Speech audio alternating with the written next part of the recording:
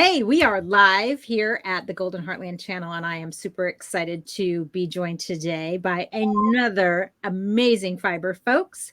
Let me introduce you to Penny Moore of WellSpring's Acres Alpaca Farm. Penny is the queen of alpaca education for newbies, and I am so excited to talk all things alpacas, my favorite. Penny, thank you for being here. I'm so excited for this conversation. Yes.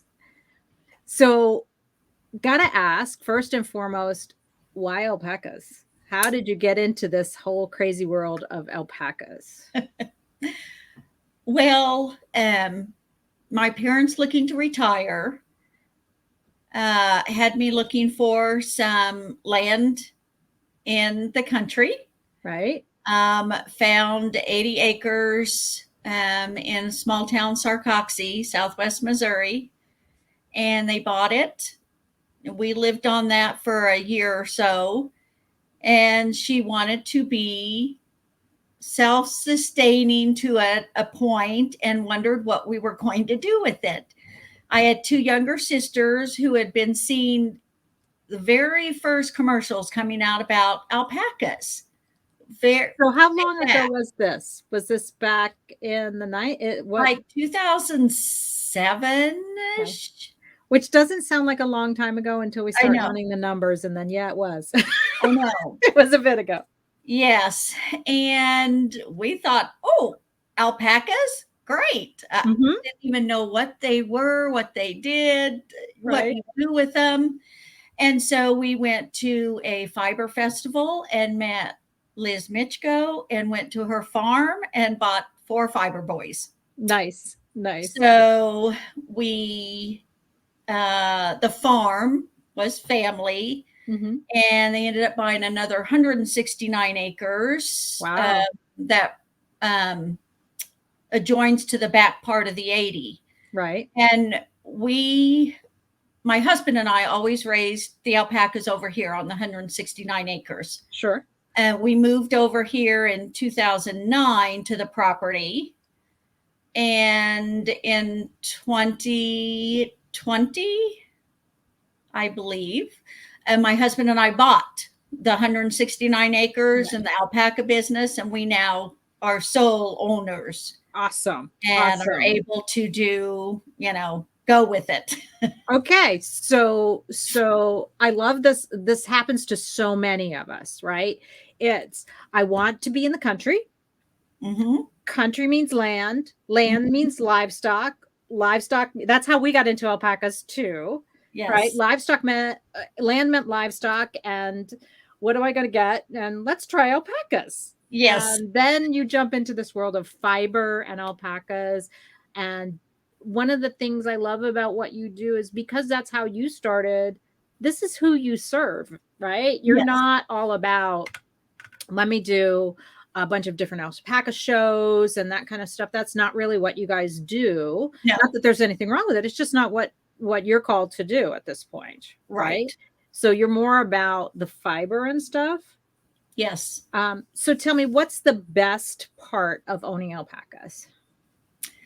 Oh, I think the best part is, I can see the alpacas if I look out my front window or go out my back door. Right. And they're out there in the pastures and you can holler one of their names and they look at you.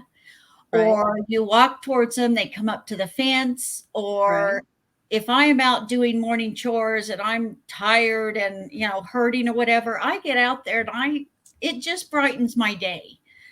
I have a smile on my face. I'm hollering their names. I'm petting them. They're coming up in my face. Nice. I'm singing to them. It's just, right. It just fills your heart with peace and contentment. If you're not feeling good, they're just such a comfort animal. So when you say that, I want to dig into that a little bit because sometimes people hear alpacas and they think pets and they think dogs and cats. When you say they come up in your face and they're comfort animals, it's different. It's than different. say your dog getting all excited about seeing you, right? I mean, that's Right. one of the things I loved about alpacas. I used to joke they have autism, right? That they're a little standoffish, but once they trust you, they'll come near you, that kind of stuff, Yes. right? It is very different. It's not you bring them in the house like your dog or cat and let them live here. Right. You can get close to them. You have to be careful. There still has to be, yes, they're a cuddly type animal, but short term. Yeah, they look a lot more cuddly than they like to be, Yes. right? Yes. Some of them are very social and want attention. For the most part, they don't, Okay. except, you know, when maybe there's people around, they will, Right. You bring in come treats up and out there, right? interact. They Yeah. will interact with the people, but Right. it's very short term, Right. little periods of time. Right. Right. So you wouldn't, if you were just considering getting into alpacas, you wouldn't be, okay, I'm going to have these alpacas and they're going to curl up in my lap. That's not how and No, right. That's not how alpacas run. Right. no. It's Right. it's just like any other livestock. I mean, you can have a horse or a cow that you can hug on and love on, Right. but then it's time for them to go back out to the pasture. Yeah, right, right, which is not always a bad thing, right? That's I right. love what you talked about looking out into the field and seeing them and the peace and the Yes. joy and the comfort that you can get. There's a sense about alpacas that is just kind Yes. of really peaceful to be around. They're not, and that comes from part of it not from being demanding, right? They're Right. not demanding on you. And so it's very Right. much we're out here, we're just going to relax and be Yes. peaceful and we'll be in your space. And they Yes. do kind of exude this comfort level of Yes. peace. That's Mhm. really, oh, I'm getting relaxed just thinking about it. So tell us more about the business side of what you do. So I have two questions I want to make sure I talk about. We want to talk about the business side, but if you're okay with it, I also like to talk about the faith component and how your faith fits into this. Is that okay? Yes. Okay, great. So tell me a little bit more about the business side of what you do. So alpacas, of course, will cost money Yes. to care for. How do you pay for this peace and comfort that they bring you? Or they earn their keep, which I should say. Well, they're starting to. Right. It's been a long haul for us to get where we are. Uh-huh. My husband still works an Sure. outside job. Right. I stay home and I do the stuff with the alpacas mainly and the fiber. Right. So And do you sell finished products as well? yes, we Okay. sell finished product. I actually sell raw fiber and Okay. fiber in different forms, Right. roving and batting, and then I also make products out of that fiber. So there's so much you can do if you Right. look into the world of alpaca products. So when So you much to do. started, you said you didn't really know anything. So it wasn't you've become a fiber artist through your relationship with alpacas, not I was an artist and then I went to find my own alpacas, right? Right. That's how, right. I was not a fiber artist, but I have taken classes and I've even taught a few classes. Nice. And I have just learned and just practiced. And I have, come into my own where people are like, wow, that's really cool. And, Yeah. they buy it. Right. There's some things I do that aren't a hit. Sure. Like all of There's us. lots of things that are, Right. Right. so, and we at this point can only make the small stuff. There's a lot of stuff we get from other small alpaca farms Mhm. or wholesale places that, they're able to make things on a larger scale Sure. Sure. that we wear so that we can tell you, yes, it's great. Yeah. People are starting to understand alpaca and what the qualities are. Yeah, alpacas is really a unique fiber, and part of being in this industry requires that we learn a lot more about business and Yes. marketing than maybe some other industries, like being in the cattle industry where there's a ready-made market for it. So you do, when you get into alpacas, you do kind of have to make friends with marketing, would you say? Yes. I get it. I completely get it. It's one of the reasons I do what I do now, right? Yes. So what would be your best advice to somebody who is just um they're on that journey. They're like, "Oh, I'm going to be in the country and I'm going to have alpacas and I have no idea what that really means, but it sounds very cool." What would be your best advice? Come visit you? Yes. First thing, visit us, do a farm tour. We talk about the alpacas and the maintenance of them, what the pros and cons are, Mhm. and what the do's and don'ts are.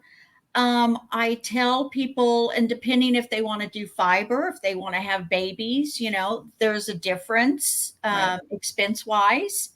Sure. Um, they used to say you need 2 alpacas. They're really saying 3 because what if something happens to Right. one, you still have 2, and they have to be Right. the same gender. Right. You cannot mix. Right. But I also tell people who say, "Oh, we're thinking about that." I say, "Okay, you need to have your place ready, number 1, fenced off, and I tell them, go visit different alpaca farms, look at Right. their layout, talk to those people, Right. get an idea of the expense and the costs.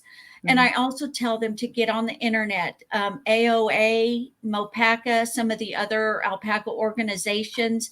They have great educational material. And I said, you have to do your research. And, there's so much out there on Facebook, a lot of Mhm. contradictory stuff. Right. I just think if you go to these sources, AOA, it's Alpaca Owners Association, Right. Right. and then talk to other people because, like anything else, one alpaca is different from another. Yeah, they all have And their that own doesn't personalities, mean don't they? everything is going to work the same for Exactly. everybody or Right. every alpaca, but I think it gives you good information. So what I'll do is I'll drop the link in the comments here on this. So if you're watching this video, check down in the comments. I'll drop the links to both Mopaca and AOA as well, so that you can go directly there. That's where you're going to get the official information on alpacas. And there is a lot of contradictory information out there Yes. on what is good for alpacas, what is not good for alpacas. And you might as well, if you're going to do this, you might as well start with the people who've been doing it the longest, who live and breathe this. So let's talk for a minute. We've got just a couple minutes here about the faith component. Golden Heartland and what I do is all about faith and fiber, and that combines. How do we combine those things? Mhm. And one of the reasons I wanted to chat with you about this is because faith plays a role in what you do. So talk to me a little bit about how your faith fits into this and what you've seen in your journey with alpacas.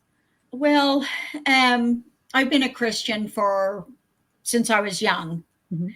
and been in and out of church. I was raised in church, and you get married, and you kind of get busy. But I am back in church with my husband now. We go faithfully. We've had some big things happen in our life that has pushed us back towards Mhm. that. Sure. But my mom wanted the family farm for family to come and join together. We're a very supportive family, and she wanted to be available to even outsiders. Maybe we're close to I-44. She Right. thinks big snowstorm, and we're going to have to go up Sure. and help people. Right. Right. Um, our But for me, I sit down and I try to think of things that number one are going to be representative of my faith. Hmm? when I'm making things. I know some things haven't turned out, and I know that's God saying, you can't do that. That's one of the good things about doing business with God is he's like, yeah, we're not doing that. Yes. So, I'll go in a different direction. I'm like, hey, that really looks great, so I'll do more of that. But it's just every day trying to, I have a lot of time management issues right now, but I think he's showing me, okay, how to kind of sort that out. And this day I do this and this day I do that, or, how to organize. Right. It's still a work in progress. I think it's a work in progress. And I think that's true. I think it's a work in progress for all of us. And one of the things I loved about what you said is when you get back to the land and you're starting to really lean into this area of living the country lifestyle and alpacas become a part of it, there tends to be kind of this integration between our faith and we get to create income from something that we love in a way that honors who we are. So we can find you online, right? I'm going to pop up is this at the website here? You have a website where we can find out all the information about who you are, and contact you if we want to come out. Tell us again, what is the city and state that you are in? Sarcoxie, Missouri. Okay. And where is that located? Is that Southwest Missouri? It's on Southwest Missouri on I-44. We're between Joplin and Springfield. Okay. So that kind of gives folks an idea of if you're coming out this way, this is where you want to reach out to Penny at WellSpring Acres Alpaca Farm. Thank you so much, Penny, for sharing your world with us. And I'm like, I want to come and just sit and watch your alpacas. We love that. We love people to come and just spend some time with them. So it sounds like if I'm really considering alpacas, that you might be the first person I want to talk to.